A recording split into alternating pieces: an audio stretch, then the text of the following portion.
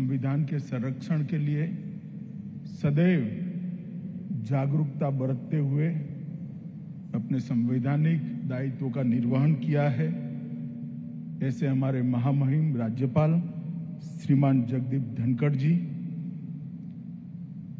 भारत सरकार की मंत्रिपरिषद में मेरे साथी भाई निशित प्रामाणिक जी, नेता प्रतिपक्ष बंगाल विधानसभा श्री शुभेंदु अधिकारी जी, संसद सदस्य श्री सुकांत मजमूदार जी, स्वपन दास गुप्त जी, भारत सरकार के सांस्कृतिक सचिव जिनके तत्वाधान में आजादी का अमृत महोत्सव चल रहा है, ऐसे श्री गोविंद मोहन जी, विभिन्न देशों के हमारे निमंत्रण पर पधारे हुए सारे राजनयिक और सभी भाइयों और बहनों, मैं आया था तो थोड़ा लंबा बोलने का सोचकर, मगर ये दोनों प्रस्तुति देखकर लगता है कि बोलने की जरूरत बहुत कम बची। आजादी का अमृत महोत्सव मोदी जी के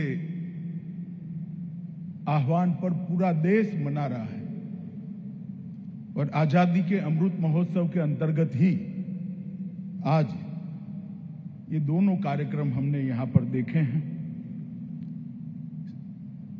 दिसंबर 2021 में पूरी देश की जिसके प्रति श्रद्धा है, ऐसे बंगाल की दुर्गा पूजा को यूनेस्को ने अमूर्त सांस्कृतिक विरासत में शामिल किया है। ये न केवल बंगाल, पूरे देश के लिए गौरव का विषय है। और आज यहां पर डोना गांगुली और उनकी मंडली के द्वारा जो प्रस्तुतिकरण हुआ, उसने दुर्गा के 9 स्वरूपों को अपनी भाव भंगिमाओं से हमारे सामने रखने का प्रयास किया है। और मैं सुनिश्चित मानता हूं कि उसको देखने के बाद दुर्गा पूजा को समझना बहुत सरल हो जाता है। हमारा देश सदियों से एक सांस्कृतिक नदी के रूप में बहता रहा है। हजारों साल से मानते हैं कि हमारी संस्कृति एटर्नल है, इसको कभी भी कोई भी मिटा नहीं सकता। इसका संदेश विश्व के लिए है और पूरा विश्व इसका सम्मान करता है। आज जब स्त्री सशक्तिकरण की, विमेन एम्पावरमेंट की बात करते हैं, उनको शायद मालूम नहीं है कि हमारे पुराणों के अंदर लिखा गया, उपनिषदों के अंदर लिखा गया कि जहां नारी की पूजा होती है वहां देवताओं का वास होता है, और जहां नारी की पूजा होती है वहीं सुख और समृद्धि होते हैं। विमेन एम्पावरमेंट का जो विचार है, हमारे बाद हजारों साल के बाद बलवत्तल होकर फिर से एक बार वाया पश्चिम यहां पर आया है। और दुर्गा पूजा, ये नारी की पूजा, शक्ति की पूजा और उसके प्रति श्रद्धा, समाज के सम्मान की द्योतक। हमारे यहां जो निरंजन निराकार ईश्वर की कल्पना की है, इसमें संसार के संचालन के लिए परम शक्तिमान को 4 हिस्सों में बांटा है: ब्रह्मा, विष्णु, महेश और शक्ति। सृजन, उसका संचालन, विनाश और संतुलन। ब्रह्मा, विष्णु, महेश, इसके पर सृजन, संचालन और विनाश की जिम्मेदारी है। इसकी व्याख्या की गई है।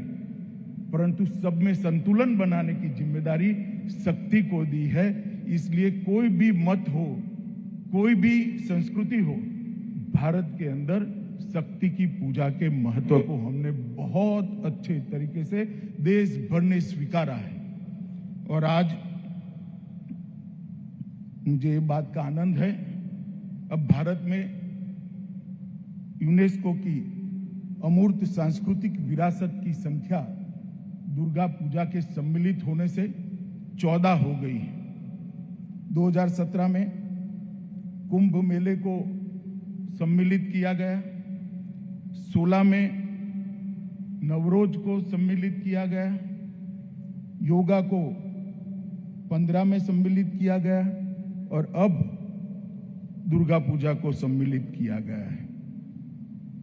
मुक्ति मातृका का ये कार्यक्रम सभी दृष्टि से दुर्गा पूजा को समर्पित था।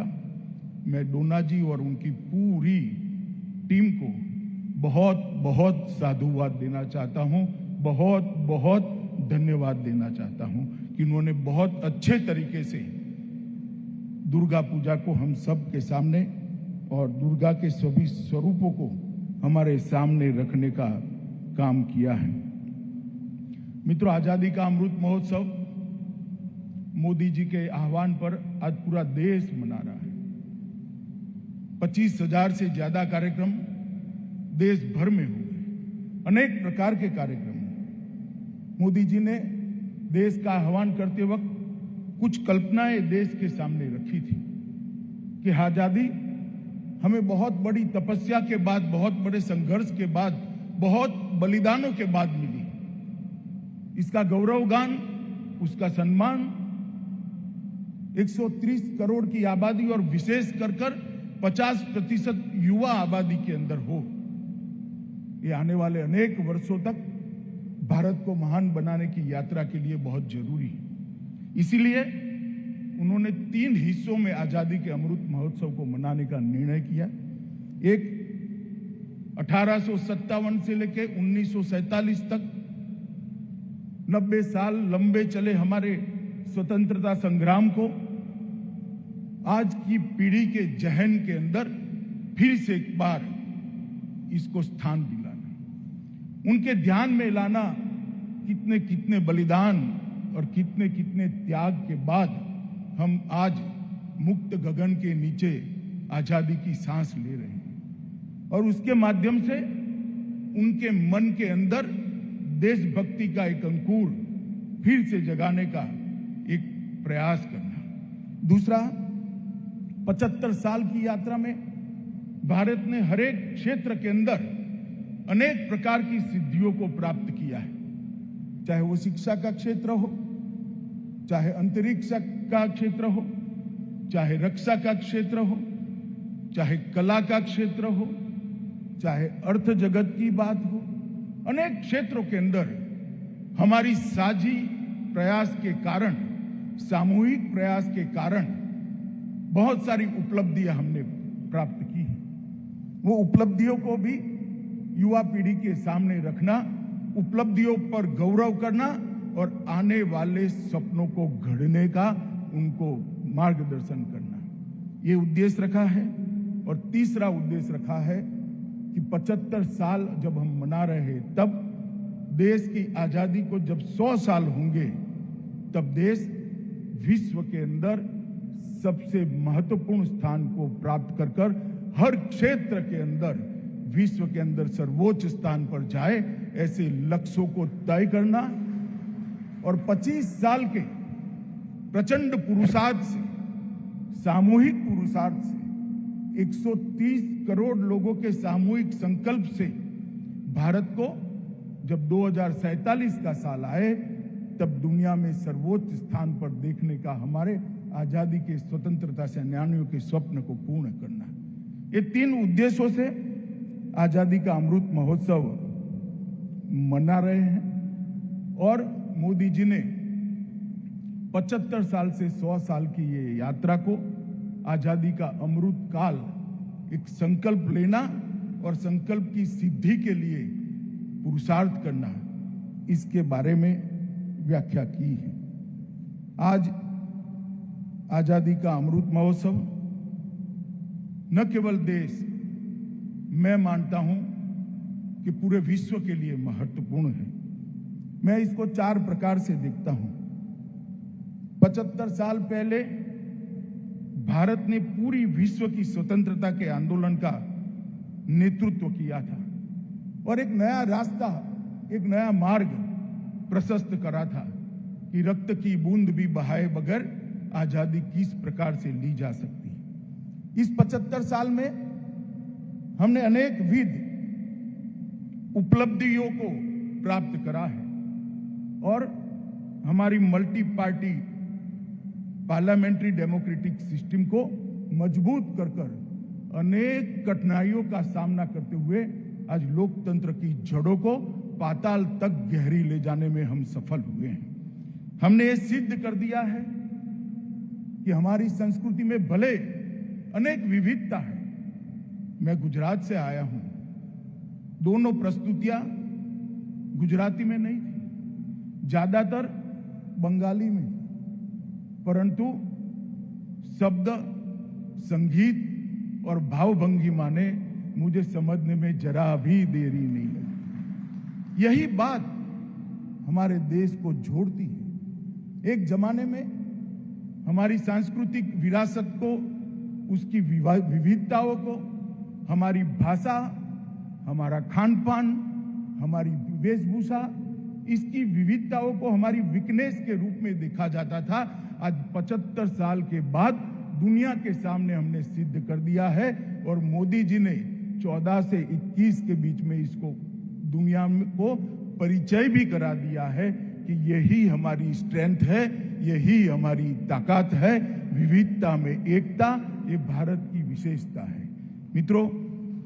और चौथा, भारत विश्व के अंदर सर्वोच्च स्थान पर बैठे, इसका संकल्प लेकर हम आगे बढ़े और जब आजादी का शताब्दी मनाने का समय होगा, जो लोग भी होंगे, हो सकता है यहां बैठे हुए लोगों में से बहुत सारे लोग नहीं होंगे, परंतु जो लोग भी होंगे आजादी की शताब्दी मनाए, तब भारत विश्व में सर्वोच्च स्थान पर हो, ये हमारा लक्ष्य है। और आज यहां पर ये जो कार्यक्रम हुआ है, ये बंगाल की पवित्र भूमि पर हुआ है। आजादी के आंदोलन की हर लड़ाई शुरू भी बंगाल ने की और निर्णायक लड़ाई भी बंगाल ने लड़ी है। चाहे कला के माध्यम से लड़ना हो, कला में भी गीत, संगीत, चित्र, भाषा के माध्यम से लड़ना हो, तो देश के दोनों राष्ट्रगान इसी बंगाल की भूमि ने दिए। वंदे मातरम और हमारा राष्ट्रगीत दोनों इसी बंगाल की भूमि में। देश में जब कोई कभी कल्पना नहीं कर सकता, सन 57 की क्रांति के बाद पूरे देश को निशस्त्र कर दिया गया था अंग्रेजों के माध्यम से, उसी वक्त इसी बंगाल ने बम धमाके कर गहरी नींद में सोए हुए भारतीय समाज को जगाने का काम किया। 14 साल का खुदीराम बोस हाथ में गीता का पुस्तक लेकर हंसते हंसते वंदे मातरम के नारे के साथ फांसी पर चढ़ जाता था।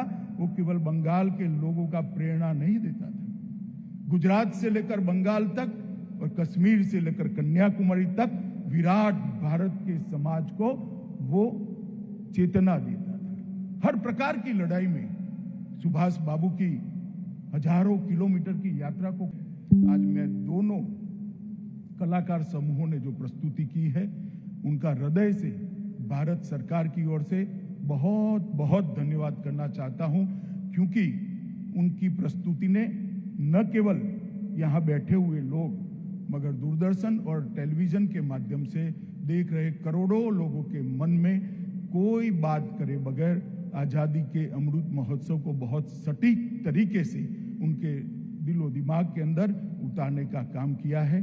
फिर से एक बार सभी का धन्यवाद कर मेरी बात को समाप्त करता हूं। वंदे मातरम।